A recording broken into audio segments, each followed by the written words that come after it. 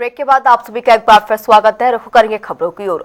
उत्तराखंड में 2027 के विधानसभा चुनाव को लेकर राजनीतिक सरगर्मियां तेज हो गई हैं। सभी दल चुनावी तैयारी और रणनीति बनाने में जुट गए हैं। वहीं आरोप प्रत्यारोप का दौर भी शुरू हो गया। इसी बीच बीजेपी भी टिकट बंटवारे को लेकर अपना फॉर्मूला तैयार कर रही है।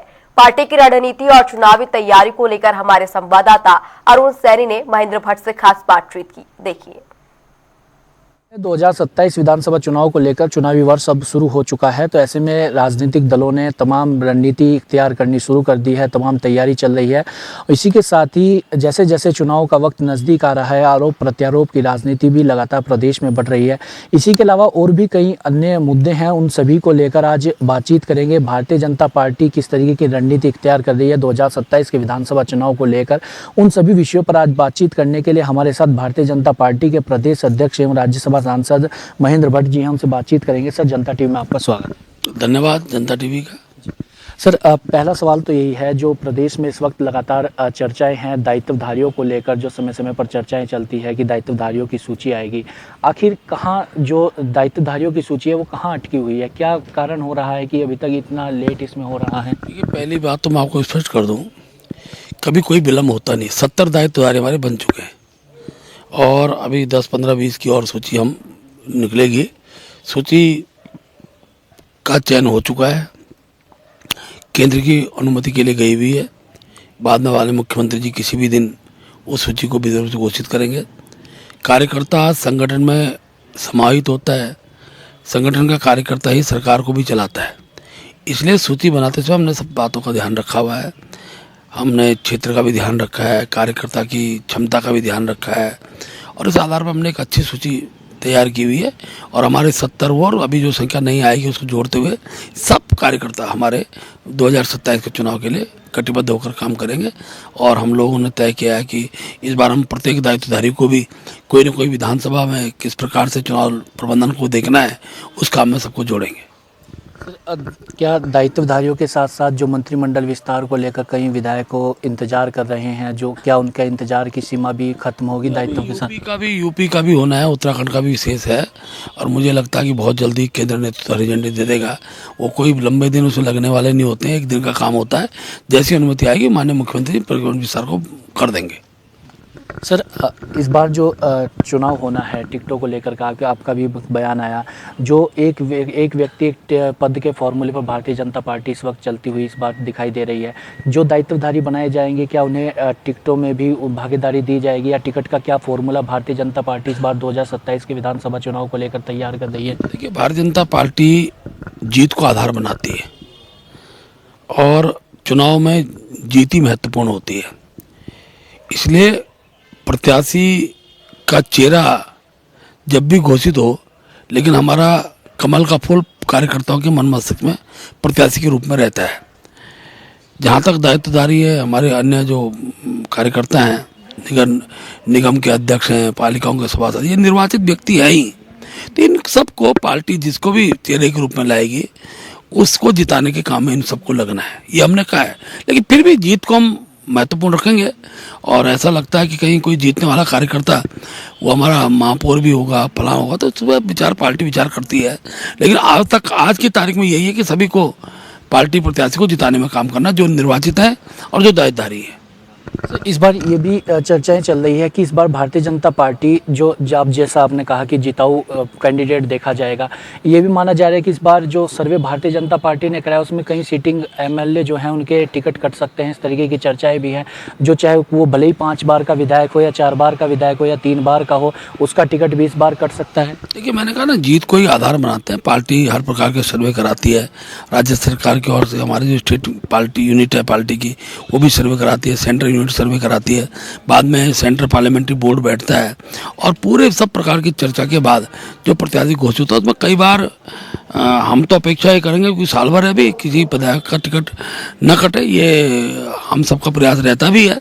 लेकिन क्योंकि अगर कोई किसी क्षेत्र में ऐसा लगता है कि भाई जीतने वाला व्यक्ति कोई और है, तो पार्टी दिशा में विचार कर सकती है। आज की तारीख में कुछ भी कहना संभव नहीं होगा और जब भी ये निर्णय होगा उसमें सब आपके सम्मुख होगा। इसको लेकर जो वरिष्ठ विधायक हैं काला डूंगी से बंशीधर भगत जी, उन्होंने कहा कि या तो मैं चुनाव लड़ूंगा। जब ये तमाम चीज़ें आई, आपका बयान अखबारों में आया कि जब विधायक भले ही जिताऊ कैंडिडेट देखा जाएगा, भले ही विधायक 5 बार का हो या 4 बार का हो, उसके बाद विधायक बंशीधर भगत का बयान आया, उन्होंने कहा कि या तो मैं चुनाव लड़ूंगा या फिर मेरा बेटा चुनाव लड़ेगा। विधायक का बेटा क्यों नहीं चुनाव लड़ सकता? नहीं, देखिए, हर व्यक्ति को अपनी बात रखने का अधिकार होता है, लेकिन पार्टी किसी व्यक्ति के बयान पर निर्णय नहीं करती है। उनका लॉजिक तर्क ठीक होगा, उनका बेटा जीतने की स्थिति में होगा तो वो भी ठीक होगा। अभी तो हमारे नेता वही हैं, अभी वो थोड़ी तय करेंगे कि क्या होना है। लेकिन पार्टी हर विषय पर चर्चा कर, उनका जो बेटे हैं वो हमारे अच्छे कार्यकर्ता हैं, बहुत हमारे प्रदेश के प्रवक्ता रहे हैं, तो मैं कह सकता हूँ कि अपना विषय रखने में किसी को परहेज नहीं है। हर व्यक्ति अपना विषय रख सकता है, लेकिन निर्णय अंत तो होता है, पार्टी को करना होता है। सर, बीते कई समय से देखा जा रहा है भारतीय जनता पार्टी अनुशासन के लिए जानी जाती है, लेकिन ये अनुशासन की डोर टूटती हुई क्यों दिखाई दे रही है भारतीय जनता पार्टी में? चाहे कोई विधायक हो, वो भी पार्टी के खिलाफ मुखर हो रहा है, सरकार के खिलाफ मुखर हो रहा है, चाहे वो काला डूंगी से विधायक बंशीधर भगत हो या फिर बिशन सिंह चुफाल जी हों या फिर अरविंद पांडे जी हों, ये ऐसा क्यों हो रहा है पार्टी में? देखिए, ऐसा कोई भी विधायक पार्टी के खिलाफ नहीं है, ना कोई कार्यकर्ता है। दल बड़ा होता है, और हमने कहा भी है कई बार, आज के सोशल मीडिया के युग में कौन सी बात किस रूप में कही जा रही है उसके अनेकों अर्थ निकाल लेते हैं, लेकिन जब हम बातचीत करते हैं उस समाधान निकलता है। और मैं कह सकता हूं कि हमारे सभी विधायक, सभी दायित्वधारी पार्टी की लाइन पर काम करते हैं, और कहीं से भी सरकार विषय आता है तो मैं स्वयं संज्ञान लेता हूं, और मैं कहता भी हूं कौन सी बात सार्वजनिक स्थल पर कहनी चाहिए। सर, अभी हाल ही में आप गदरपुर के विधायक अरविंद पांडे से भी आपकी मुलाकात हुई, उसके बाद कई तरीके की चर्चाएं हैं। उन्होंने जो नोटिस दिया गया था उसके बाद सरकार के खिलाफ अक्सर वो मुखर रहते हैं। क्या कोई वार्तालाप हुई है? क्या उन्हें समझाने की कोशिश हुई है? क्या उन्हें समझाया गया है? देखिए, अध्यक्ष के नाते मेरा कर्तव्य है कि अपने सभी विधायकों से मैं बातचीत मेरी बनी रहे, और उनके मन में कुछ बातें रहती हैं, हर विधायक की रहती है, उसके ठीक प्लेटफॉर्म भी मिलता है। और क्योंकि वो हमारी वहाँ कार्यशाला थी, अरविंद जी उस कार्यशाला में पहुँच नहीं पाए थे, इसलिए मैं उनसे मिलने उनके घर पर गया। बहुत सौहार्दपूर्ण माहौल हमारी बातचीत हुई है, और मैंने उनसे भी कहा कि कोई विषय जो होते हैं वो जिस फॉर्म पर रखने उसी फॉर्म पर रख के उसका समाधान निकलता है, इसलिए फॉर्म से हट कर बोलते हैं तो उसके कारण एक अस्थिरता का वातावरण तैयार होता है। तो उन्होंने मेरी बात को समझा है, और सभी विधायक, हमारे कार्यकर्ता जितने भी हैं, सब के सब पार्टी के चुनावों की दृष्टि 2027 काम में लगेंगे। सर, चर्चा ये भी है कि संगठन जो है वो अरविंद पांडे के सामने झुकता हुआ दिखाई दिया है, जिस तरीके से वो, क्योंकि ये मैसेज आ रहा था कि आसपास की सीटों पर प्रभाव भारतीय जनता पार्टी का वो इस तरीके से बिगाड़ते हुए दिखाई भी दे रहे थे। पहली बात तो मैं बता दूं, अरविंद पांडे हमारे बहुत वरिष्ठतम कार्यकर्ता, कोई माहौल बिगाड़ने की ना उनकी कोई मन मस्तिष्क में, ना मन मस्तिष्क कल्पना कर सकते हैं। ये विषय एकदम गलत है, और संगठन कभी किससे दबता नहीं है, संगठन पर कोई दबाव का काम होता नहीं है। संगठन मैत्री भाव से भी चलता है, और मैत्री भाव का भी पक्ष होता है कि पार्टी का मुखिया होने के नाते मेरे को बातचीत करनी होती है, इसलिए वो ही आए मैं ना जाऊं, ये भी ठीक नहीं है। अनेकों बार मैंने उनको स्वयं कार्यालय बुलाया है जब इस प्रकार विषय निकल कर आए हैं, और उनके समाधान निकले। आज परसों की वार्ता में भी बहुत बड़े समाधान की ओर हम आगे बढ़ेंगे, और क्योंकि अंततः सबके लक्ष्य में 2027 की जीत है, और उस जीत के लिए हम हर प्लेटफॉर्म को ठीक कर रहे हैं। सर, अभी पूर्व विधायक प्रपन्नव सिंह चैंपियन वो लगातार पार्टी को मुश्किलों में डालते हुए दिखाई देते हैं, जब अक्सर अपने बयानबाजी से। अब 24 साल का कोई बार डांस की पार्टी का जिक्र उन्होंने किया है, जिसमें उन्होंने कांग्रेस के अध्यक्ष पर आरोप लगाए, फिर कांग्रेस के अध्यक्ष ने आपका नाम लिया, फिर आपकी मुलाकात हुई। क्या जो है इस तरीके की जो भाषा जो राजनीति में इस वक्त हो रही है, क्या ये सही है? और जिस तरीके की तमाम बयान, ऐसी भाषाओं को सही नहीं बताता है। हर व्यक्ति को संयमता का ध्यान रखना चाहिए। राजनीतिक दल के अंदर राजनीतिक विचारधारा का भिन्नता होती है, मतभेद नहीं होते। व्यक्ति, आज कांग्रेस के इतने लोग हमारे साथ आ रहे हैं तो हम सबके प्रति कोई आग्रह थोड़ी रखते हैं, तो बड़ी संख्या में लोग जुड़ते हुए, इसलिए व्यक्तिगत रूप से हमको बहुत संयम के साथ बात करनी चाहिए, संयमता रखनी चाहिए। और यही बात मेरी चैंपियन जी से हुई है कि आपको जो विषय रखना है वो बहुत संयमता का पालन करिए। और अब उनका ये कहना है कि साहब मैं एक शादी में गया, वहाँ एक डांस हो रहा था, उसका वीडियो बाहर आ गया और कांग्रेस के लोगों ने इस प्रकार की बयानबाजी की, तो कांग्रेस को भी संयम बरतना पड़ता है। जब किसी व्यक्ति पर प्रत्यक्ष व्यक्तिगत आरोप लगते हैं तो व्यक्ति अपना उत्तर देता ही देता है, तो इसको बहुत राजनीतिक परिदृश्य से देखने की आवश्यकता नहीं है। ये व्यक्तिगत आरोप प्रत्यारोप तो व्यक्तिगत के रूप में इसको स्वीकार करना चाहिए। अच्छा सर, उस जो 2002 की डांस पार्टी का जो जिक्र हुआ, सच्चाई क्या है उसकी? क्योंकि कांग्रेस के अध्यक्ष ने आपके पाले में गेंद डाल दी कि इसके लिए बेहतर महेंद्र भट्ट जी बता सकते हैं। देखो भाई, मुझसे बेहतर तो गणेश गोयल ने बोल दिया, नरोबा कुंजरोबा अस्वस्थामा होता तो ये धर्मनाथ रजिस्टर ने झूठ बोलने के लिए, और अचानक बाद में एक शंख ध्वनि हो जाती है, लेकिन झूठ तो उन्होंने बोला है, तो उन्होंने कह दिया मैं झूठ बोल रहा हूँ और नाम मेरा ले लिया। तो एक पक्ष है, बात रखने का तरीका है, लेकिन सत्यता इसकी बिल्कुल विपरीत है। और कांग्रेस के किसी कार्यक्रम में, किसी पार्टी में मैं बीजेपी के विधायक के नाते क्यों जाऊंगा? ऐसा प्रश्न, मैं तो आज प्रदेश का अध्यक्ष हूँ, मैं दावे से कह सकता हूँ कांग्रेस की किसी भी पार्टी में मेरा कभी जाना नहीं हुआ। तो क्या उन्होंने जो आपका नाम लिया कि वहाँ पर बीजेपी के विधायक भी थे जिसमें आपका भी नाम लिया, तो क्या वो बात गलत है? 100% गलत है, इसकी कोई सत्यता का आधार ही नहीं है। बीजेपी के विधायक कांग्रेस के कार्यक्रम में क्यों जाएंगे? और हम तो एक बार जब मेरा महाराज जाना भी हुआ तो हम विधानसभा की कमेटी थी, कमेटी के अंदर गए।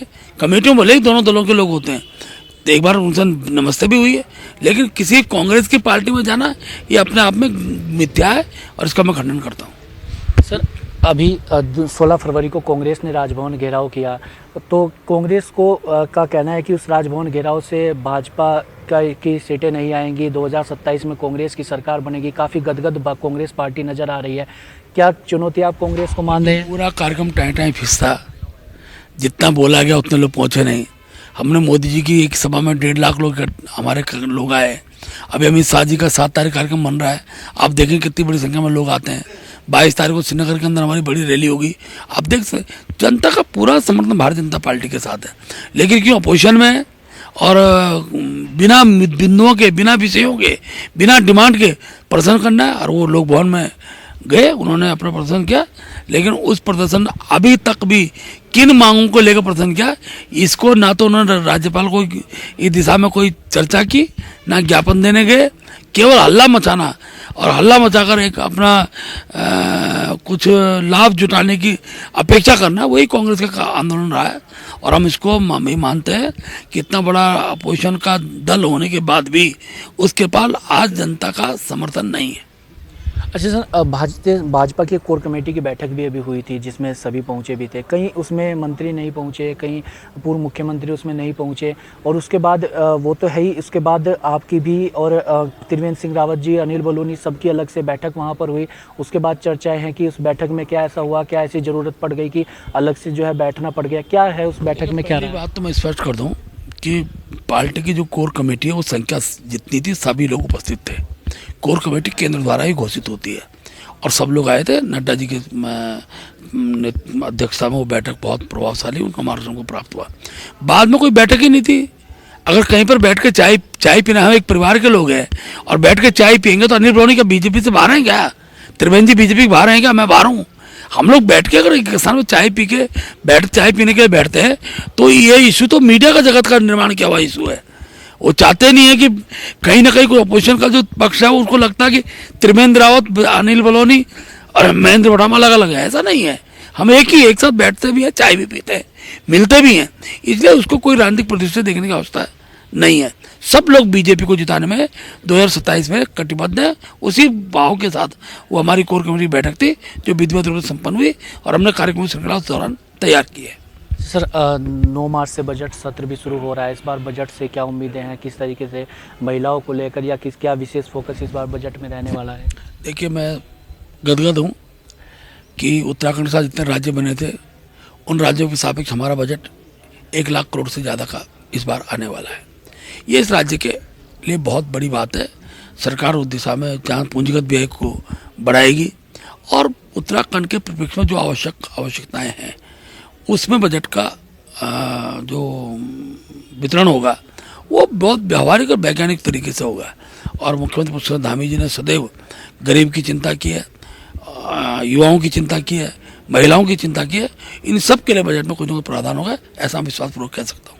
सर, अंतिम सवाल है, 2027 को लेकर फिलहाल भारतीय जनता पार्टी की क्या रणनीति है और आगे किस तरीके से भारतीय जनता पार्टी 2027 को लेकर कार्य करती हुई दिखाई? देखिए, 2027 का चुनाव का कार्यक्रम ने लंबे समय से शुरू कर दिया है। बड़ी संख्या में दूसरे दलों के लोग हमारे साथ जुड़ रहे हैं और हमने तय किया कि प्रत्येक विधानसभा के अंदर 2 से 3 हज़ार नए जो दूसरे दलों के बूथ के कार्यकर्ता हैं और जो पार्टी में आना चाहते हैं उनको हम बीजेपी के साथ ज्वाइन कराएंगे। कल भी आपने देखा होगा कि बड़ी संख्या में धर्मपुर विधानसभा के लोगों ने ज्वाइन किया।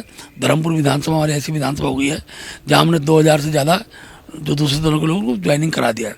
यही कार्यक्रम सभी विधानसभा के अंदर होगा। हमारे ट्रेनिंग कैंप चल रहे हैं, 304 हमारे मंडल है। हर मंडल में पार्टी का संगठन वैचारिक रूप से और बूथ स्तर पर मजबूत हो, इसके लिए मंडल स्तर के ट्रेनिंग कैंप है। एक रात्रि प्रवास का ट्रेनिंग कैंप होगा, 7 उसमें सत्र चलेंगे, फिर हमारे जिले के ट्रेनिंग कैंप होंगे, फिर हमारे प्रदेश का ट्रेनिंग कैंप होगा।